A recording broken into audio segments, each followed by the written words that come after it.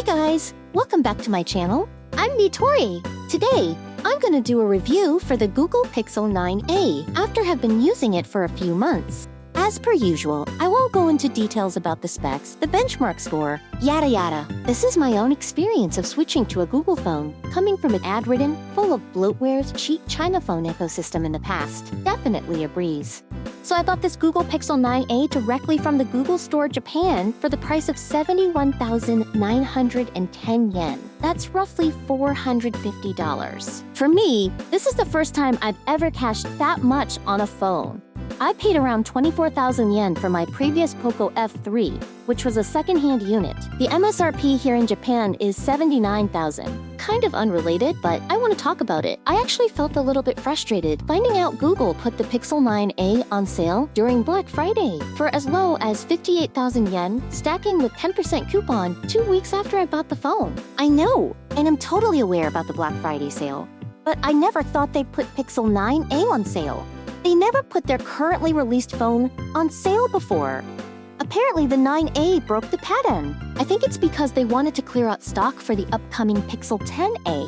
A little bit of backstory I want to talk about. When I was looking for a phone to buy, I was actually going to go for the Pixel 8. But then I found out that Pixel 8 had screen issues. So then I aimed for the Galaxy A56 because it was pretty cheap and it comes with 256GB. But then I feel like the A56 is such a mid phone. So I ended up with 3 candidates. That was Pixel 8 Pro, Pixel 9a, or Pixel 9. I was also considered getting the 8a at one moment because I love the blue color so much. The Pixel 8 Pro at that time only cost me around 83,000 yen, which was a great deal for a good telephoto camera phone. And it also comes with my favorite blue color. I mean, just look how sexy this phone is. Anyway, the Pixel 9, it cost me around 81,000 yen at that time. Had the porcelain color or the wintergreen color available, I would rather go for that than the 9a. But alas, only the peony one is available. Sure, I want my phone to look sexy, but not that sexy. So yeah, I ended up getting the 9a, even though I am still a little bit sad seeing the unique visor missing because of the flat camera bump. Anyways, let's talk about the design. To me, honestly, I feel a little bit mixed about the design. Part of me really likes it for the zero camera bump, and part of me felt sad because it no longer resembles any Pixel phone. It kind of looks like an iPhone SE to me. You know what everybody said, this is really the iPhone SE of Android. The phone's overall feeling to me is a godsend. It was very easy to hold, comfortable, a little bit light, and easy to reach the screen with one hand. Although I feel like the 8a is way more comfortable to hold thanks to its rounded design. But rounded sides like the 8a are way more slippery than the flat sides on the 9a. So I personally prefer the flat sides. Despite the compact size, the phone packs a little bit of a hefty weight. 186 grams on this size definitely felt a little bit heavy compared to my old large phone, Poco F3, which is 6.67-inch phone and is 196 grams in weight. Big-sized phone is good for content consumption, but it's really heavy, and I can't tell you how many times I've dropped this Poco F3 onto my face when I was using it on the bed. It is crazy how nowadays, the Pixel 9a is considered a compact phone. Well, 5 years ago, my Redmi Note 7, which has almost the same size as the Pixel 9a, was a plus-size phone, or a phablet for you tech boomers out there. Lots of people complained about the comically huge bezels, and I also felt the same. I wish the bezels would be thinner, but not too thin is fine. But man, these bezels are just too chonker. But once you actually used it, you wouldn't notice the bezels at all. On the top, you only get a microphone. On the left side, there is nothing. On the right side, you get the volume rocker and power button. On the bottom, you get a SIM card slot, a USB-C port, and a speaker. However, unlike most Android devices, the power button and volume rocker is flipped for whatever reason.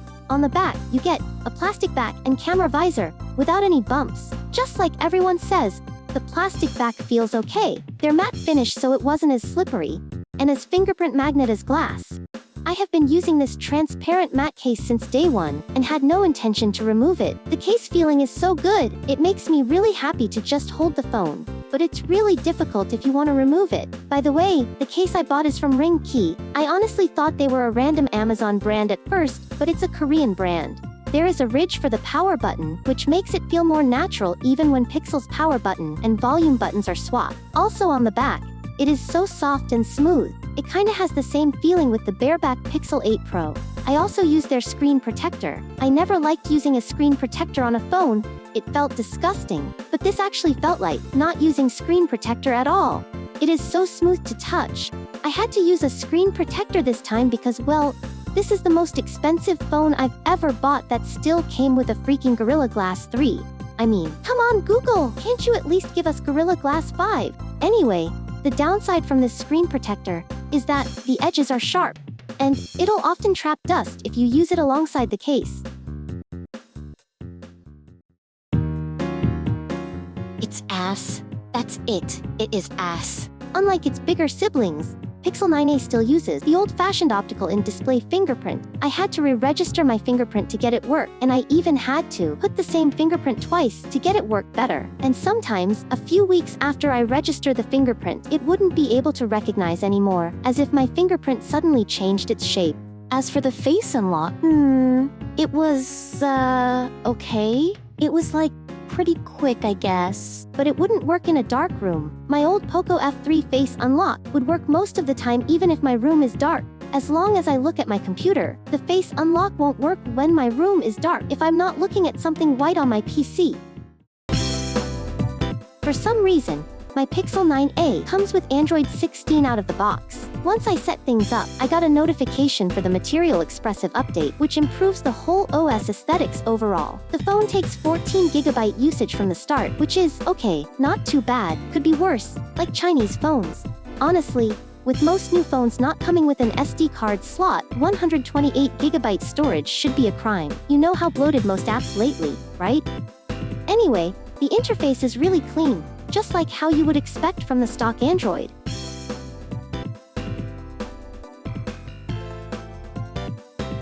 And yes, there are indeed some bloatwares installed on this phone too.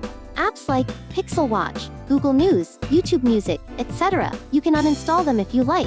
But it's not always a sunshine and rainbow here. I've encountered some minor bugs during my usage, such as sometimes the at a glance widget would go away altogether. Although lately I haven't seen such bug reappearing, and I still have these bugs on the wallpaper selection screen, where I can't readjust my wallpaper anymore. All in all, at least I won't be getting bombarded with ads, unlike China phones.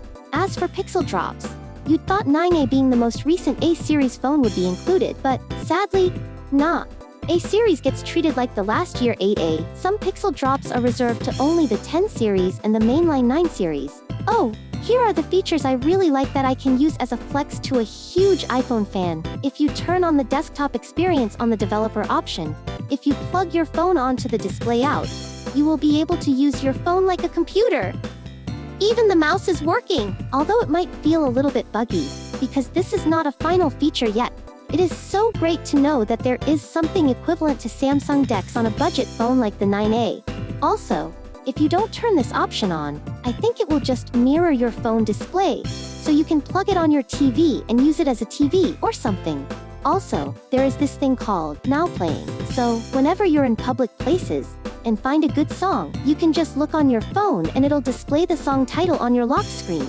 As far as I know, this feature runs locally because you'll have to download the model first. Also, it won't be able to identify all your indie songs, only most mainstream ones. And I don't know if this thing already exists on other phones or not, but it also had this thing called notification history. I had lots of friends who would just unsend or retract their message, or send their message lots of times instead of writing them at once. With this turned on, I can just view what was their previous message and read all their bulk messages without even putting their messages on read. And because this is a Pixel phone, you get a free VPN by Google. At first I thought that was a good thing, but then I realized you can't choose the location, and also it's Google's. You might be better to go with Proton VPN instead. The Pixel 9a comes with most AI features from the mainline Pixel 9. All I know, things like Pixel Screenshot or Notification Summary, isn't here due to memory limitation. But honestly, I think that is a good thing because those features sound too invasive to me. And they say that Pixel 9a's AI won't run in the background, unlike the mainline Pixel, which is great! The AI features you get in Pixel 9a are Pixel Studio, Add Me, Best Take, Speech Enhancement, Call Assist, Hold for Me, all that jazz I'll probably never use. Pixel Studio is an AI image generator that runs locally in your device. I don't know what I'm going to do with this, but here it is. I actually had used the Add Me feature once, and it was quite finicky. My friend did not totally understand how to use it, but once they did, it looked really good. Although you might see some seams in the photo, it is still a great feature. Other than that, I really don't know. I have never used them before.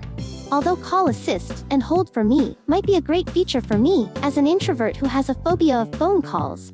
Anyway, there are lots of cool features for editing your photos with the Google Photo app. Things such as portrait blur and portrait lighting. You can also use the quote-unquote AI features for magic eraser, reimagine, and moving the image around. But the selection system is garbage. It is so difficult to get it right. But in all honesty, with most AI features basically a cloud, requiring internet access, and some AI features that run locally are just a gimmick, makes me question whether trading off raw performance for AI slop features that nobody uses maybe is not the best decision ever. There is also no way to benchmark the NPU performance with other smartphones, so you just have to take Google's word for it. The Pixel 9a comes with the Tensor G4, just like its bigger siblings. I think the Snapdragon equivalent to this is the Snapdragon 8 Gen 1. Now, yeah, I know that the G4 might not give you the best performance compared to other competitors, but honestly, what are you going to use your Snapdragon 8 Elite Gen 5 for? Doom scrolling TikTok at over 9,000 FPS? I know that I shouldn't normalize this behavior so Google won't even bother competing with competition. But then again, my old Poco F3 from 2021, rocking a Snapdragon 870, is hella snappy for everyday tasks, even runs great as a PlayStation 2 emulation device. But yeah, the G4 is more than capable for everyday tasks. From my usage so far, I have not experienced a single lag on this phone. Okay, now, we've come to the meat and potato of the Pixel 9a. The one thing everybody praises, its battery life. You have to listen to me from start to finish because I've had mixed experiences with it. So, ever since I bought the phone, I have only charged to 100%. For less than 5 times as of now, only when I have to go out for the entire day, I charge to 80% daily because my screen on time is pretty low, at around an hour or so, or 2 hours max. In the first few weeks of using it, I felt like the battery life was subpar. I charged it to 80% by 1 a.m., woke up at 8 a.m. with 67% left, and went on with my day until night with 20 to 30% left. Everyone told me to use it for a while until the adaptive battery kicks in, and I just maybe have too high expectations. But ever since the November update, I felt like a huge drain on the battery life. Woke up with 67% as usual, but ended my day with 9% left, which is insane to me because I have never had my phone below 20% before. I honestly felt so disappointed with the battery performance of the Pixel 9a. So I began to investigate what was the culprit to the crazy battery drain. And I found out that I've had a high CPU hours despite having few minutes of screen on time, and the mobile network seems to take all the battery usage. So I turned off the adaptive connectivity and mobile data always active toggles. And yes, it has improved significantly. I still woke up with 67% and ended my day with 44% left, which sounds great, honestly. But then, on the next day, the battery drain bug is happening. Once again, I was so frustrated with what the problem is now, and wishfully thinking that Google might fix this issue soon. I found the airplane mode fix that basically you turn on the airplane mode, then reboot your phone, then wait for a few minutes, and then turn it back off. I thought, a trick like that is just a band-aid solution. But from my experience so far, it might actually fix the wake lock bug. Now, I actually feel like it had a great battery life. The CPU hours match the screen on time and low to zero mobile network usage. I think the battery life is good when you have a huge screen on time and you go out often. If you're like me, a wage cucker, spending 10 hours of my day inside the office, I think it would get the bug switching to cell network and Wi-Fi all the time. Oh, and by the way, I use 4G LTE. I don't care about 5G at all. It's cheap, it's decent speed, and it's usable everywhere. So anyway, I've taken this phone to 2 trips, and I've charged 100% for those. The first one when I was on a hike to a mountain, I woke up at 8 a.m. with 100%, and then went on a hike with barely any signals there, and came back home at 5 p.m. with 20% left. At that time, I used a lot of camera, navigations, and looked at maps all the time. I think the battery life is okay for that scenario. And the second time I charged the phone to 100% is when I was going to Kyoto for a visit to the Nintendo Museum. And yeah, I was wrong about its piss-poor battery life. It was amazing. I fully charged in the morning, heading out for lunch while watching YouTube, and it was still 100%. It only decreased down to 99% once I'm done. Going on my day at the Nintendo Museum, using lots of cameras, high brightness, and maps, I ended my day at 8 p.m. with about 60% left. And yeah, I admit that, man, this battery life is, indeed, hard to kill. So yeah, I've had a lot of bad experience with the battery life because of its wake lock bug, but now when I fixed it, it was amazing. As for charging speed, Pixel 9a maximum charging speed is 23 watts, and I only charge my phone slowly with USB to my PC every time. So after using it for a few months, my battery capacity is still 100%, with about 30 charge cycles. So the camera comes with a 48 megapixel wide PDAF with OIS, 13 megapixel fixed focus ultra-wide, and a 13 megapixel fixed focus selfie camera. The video can take up to 4K 60 FPS rear, and the front camera capped at 4K 30 FPS. These camera modules are basically the same with the Pixel 10, minus the telephoto camera. Coming from the Poco F3, honestly, it's amazing. The camera shutter sound is really loud. I think ever since the Android 16 update, it became this loud. Because when I tested the phone on the physical store, it wasn't as loud as this one, and it kinda sounded like the older Pixel camera shutter sound. The camera shutter sound is locked with your SIM, so if you're using a Japanese SIM, you're out of luck. Although, you can just install Open Camera. If you don't want a shutter sound, you may lose all the photo processing, leaving you with a mid-camera performance. The photo features are long exposure, ADMI, portrait mode, night sight, and panorama. Pretty basic to be honest. These are the camera settings. There are not many things to adjust here. It also comes with a macro focus feature, using the main sensor. As for the video, there are pan, slow motion, and time-lapse. There are 3 types of stabilizations: locked, standard, and active. Lock and standard works in both 30 FPS and 60 FPS 4K and 1080p, while active stabilization only works in 1080p 30 FPS. The speech enhancement feature also only works at 30 FPS regardless of the resolution.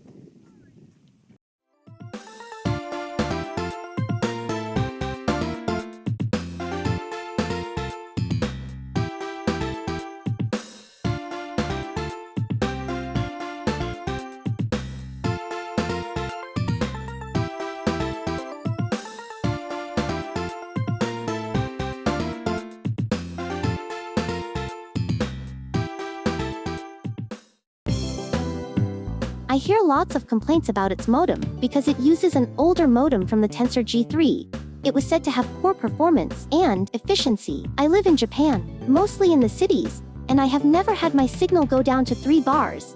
It only went down to 1 or 2 bars when I was inside an elevator, compared to my old Poco F3. My old Poco F3 would have 0 bars at all, even when I was just inside my room, but my Pixel 9a, it always has at least 4 bars inside my room. So, should you buy the Pixel 9a in 2026 onward? Well, if you can get it cheaper than the MSRP, I would highly recommend this phone. After using it for a few months, the battery life is so good that it makes me anxious when I see I have 50% battery left and keep wondering if it could survive today. And it turned out I have at least 30% left at the end of the day. Google Pixel can be hit or miss, sometimes especially with their screen blunder affecting the Pixel 8, Pixel 9 Pro and XL, and Pixel 8a's overheating issues. This honestly feels like the safest bet, since it also comes with 7 years of support, and the phone is pretty much future-proofed. I think you can safely use the phone for more years to come, but waiting for the upcoming Pixel 10a might be a better choice. But because of the ongoing RAM price hikes, I don't think it is worth waiting for those. Pixel 10a might see a price increase in my opinion. But yes, as someone who had used cheap Chinese phones in the past, this felt like a huge upgrade. Google might have questionable telemetry as well, but at very least, Google lets you install Graphene OS easily. You don't know how difficult it is for me to de-Xiaomify my Poco F3 and install Lineage OS on it. But then again, I feel like I could have bought the Pixel 10 Pro for a much more flagship feel. But with the Pixel 9a, you already have 90% of the Pixel experience anyway. The only thing you get from the mainline or top-of-the-line flagships like the Pro is the prestige.